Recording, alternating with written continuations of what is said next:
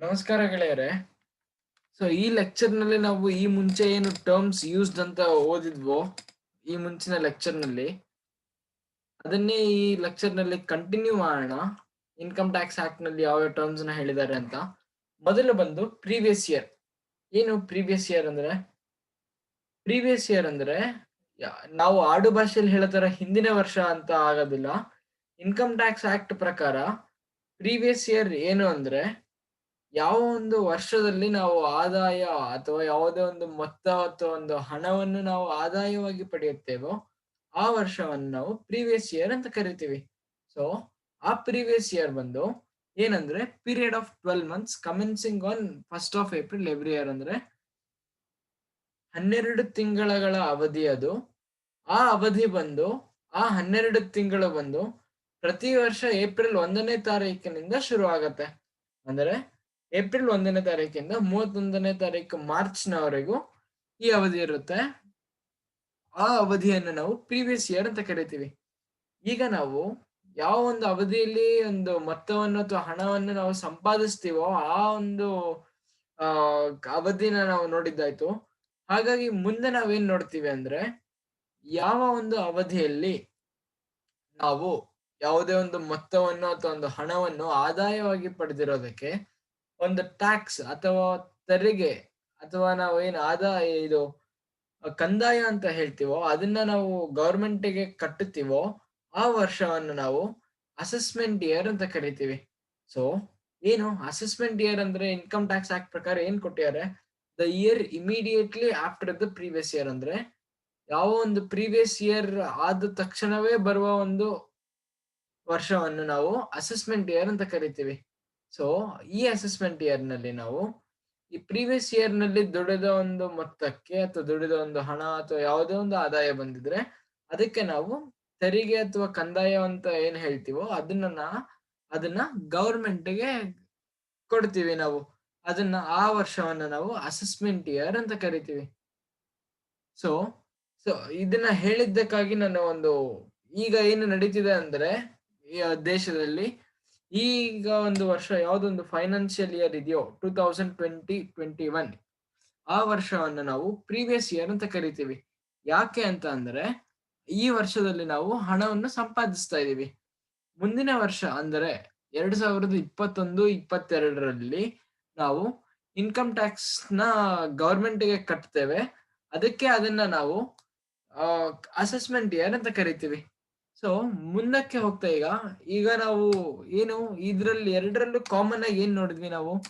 ಒಂದು ಮೊತ್ತವನ್ನು ದುಡಿತೀವಿ, ಆದಾಯ ಬರುತ್ತೆ ಅಥವಾ ಯಾವ್ದೋ ಒಂದು ಹಣ ಸಂಪಾದಿಸ್ತೀವಿ ಅಂತ ಹೇಳಿದ್ವಿ. ಸೊ ಅದರ ಬಗ್ಗೆ ಮುಂದಕ್ಕೆ ನೋಡ್ಕೊಂಡು ಹೋಗೋಣ. ಇನ್ಕಮ್ ಇನ್ಕಮ್ ನ ಕೂಡ ಡಿಫೈನ್ ಮಾಡಿದ್ದಾರೆ. ಏನಂದ್ರೆ any receipt of cash or in kind by the assessee in the previous year. So assessee ಅಂತ ಒಂದು ಪದನ ನಾವು ಹಿಂದಿನ ಲೆಕ್ಚರ್ ನಲ್ಲೇ ನೋಡಿದೀವಿ. ಏನು ಅಸೆಸಿ ಅಂದ್ರೆ ನೆನಪಿದೆಯಾ ನಿಮಗೆ? ಹಿಂದಿನ ಲೆಕ್ಚರ್ ನಲ್ಲಿ ಓದಿದ್ದು ಏನು?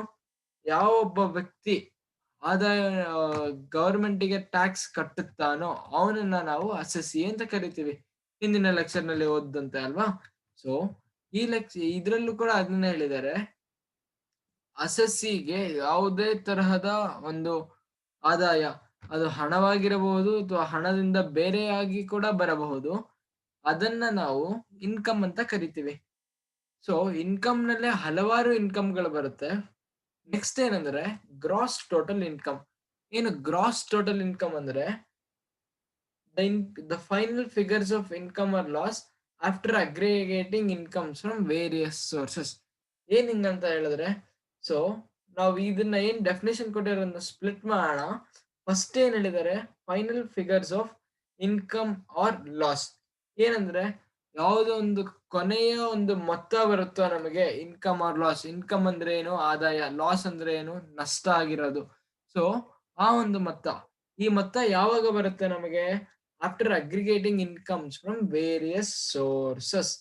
ಏನ್ ಹಿಂಗಂತ ಅಂದ್ರೆ ನಮಗೆ ಈಗ ಒಂದು ಏನು ಆದಾಯ ಬರುತ್ತೋ ಅದು ಹಲವಾರು ಒಂದು ವಿಧದಿಂದ ಅಥವಾ ಹಲವಾರು ಒಂದು ಕಾರಣಗಳಿಂದ ನಮಗೆ ಬರ್ಬೋದು.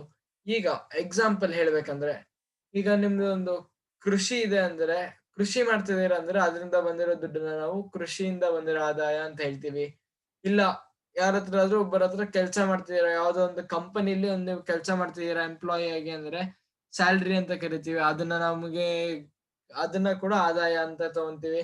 ಅಥವಾ ನಿಮ್ಮ ಯಾವುದಾದ್ರೂ ಒಂದು ಮನೆಯನ್ನ ನೀವು ಬಾಡಿಗೆಗೆ ಕೊಟ್ಟು ಬಾಡಿಗೆಯಿಂದ ಬರೋ ದುಡ್ಡನ್ನ ಕೂಡ ನಾವು ಆದಾಯ ಅಂತ ತಿಳಿಬೋದು. ನೀವು ಆದಾಯಗಳನ್ನ ನೋಡ್ಕೊಂಡು ಹೋದ್ರೆ ಹಲವಾರು ಆದಾಯಗಳಿದಾವೆ. ಸೊ ಅದರ ಒಂದು ಟೋಟಲ್ ನಾವು ಏನು ನಮ್ಗೆ ಒಂದು ವರ್ಷ ಪ್ರೀವಿಯಸ್ ಇಯರ್‌ನಲ್ಲಿ ಎಷ್ಟು ಸಂಪಾದನೆ ಮಾಡಿದೀವೋ, ಯಾವ ಒಂದು ಸೋರ್ಸ್ ಇಂದ ಅಂದ್ರೆ ಯಾವ ಒಂದು ಕೆಲ್ಸಗಳಿಂದ ಅಥವಾ ಯಾವುದೋ ಒಂದು ಕ ಮಾರ್ಗದಿಂದ ನಮಗೆ ಆ ಹಣ ಬಂದಿದೆಯೋ ಎಲ್ಲದನ್ನು ಒಟ್ಟುಗೂಡಿಸಿದರೆ ನಮಗೆ ಗ್ರಾಸ್ ಟೋಟಲ್ ಇನ್ಕಮ್ ಅಂತ ಸಿಗುತ್ತೆ. ಸೊ ನೆಕ್ಸ್ಟ್ ಏನ್ ನೋಡ್ತೀವಿ ಅಂತ ಹೇಳಿದ್ರೆ ಟೋಟಲ್ ಇನ್ಕಮ್. ಇದು ಕೊನೆಯ ಇನ್ಕಮ್ ನಮ್ಮಲ್ಲಿರೋದು. ಏನಂತ ಹೇಳಿದ್ರೆ ಈಗ ಇನ್ಕಮ್ ಟ್ಯಾಕ್ಸ್ ಆಕ್ಟ್ ಪ್ರಕಾರ ಹಲವಾರು ಡಿಡಕ್ಷನ್ ಸಿಗುತ್ತೆ. ಕೆಲವೊಂದು ಇನ್ಕಮ್‌ಗೆ ಕೆಲವೊಂದು ಆದಾಯಕ್ಕೆ ನೀವು ಟ್ಯಾಕ್ಸ್ ಕಟ್ಟೋ ತರ ಇರಲ್ಲ. ಹಾಗೂ ನೀವು ಕೆಲವೊಂದು ಏನು ಖರ್ಚು ಮಾಡಿರ್ತೀರೋ ಅದಕ್ಕೆ ನೀವು ಟ್ಯಾಕ್ಸ್ ಕಟ್ಟೋದ್ರಿಂದ ಅದು ತಪ್ಪಿಸ್ಕೊಬಹುದು ಆ ಖರ್ಚಿಗೆ.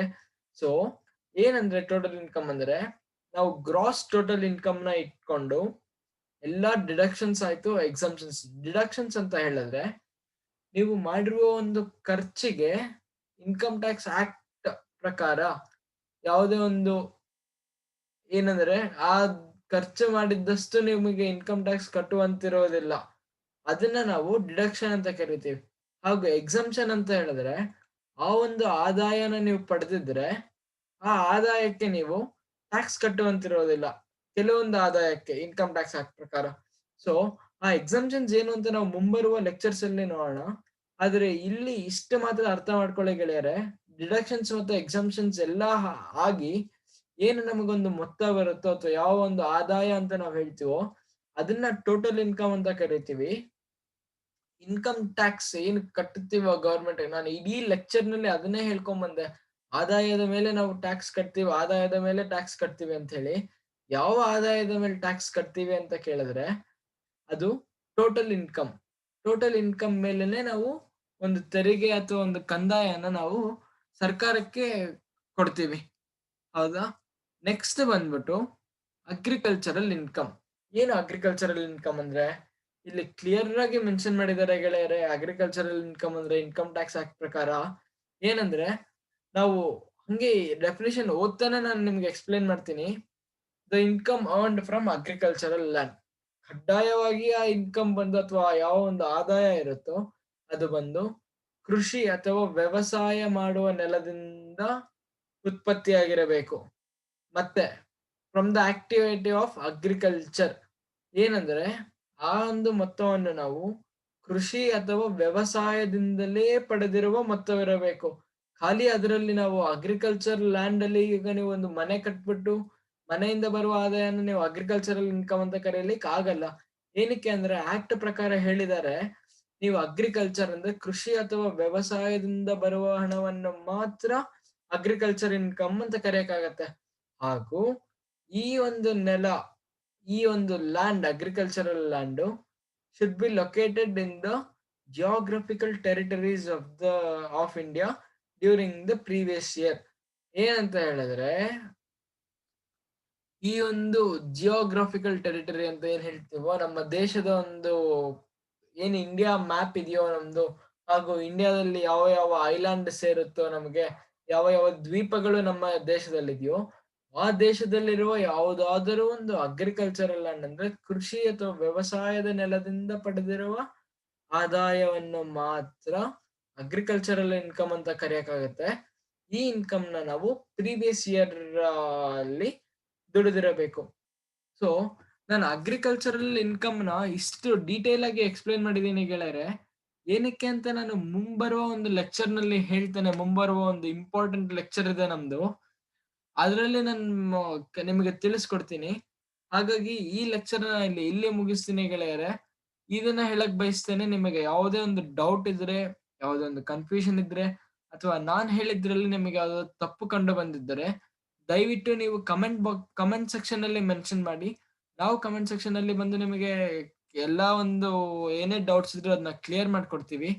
ಸೊ ಇದನ್ನ ಹೇಳ್ತಾ ಈ ಲೆಕ್ಚರ್ನ ಇಲ್ಲಿಗೆ ಮುಗಿಸ್ತೀನಿ ಗೆಳೆಯರೆ. Have a great day ahead.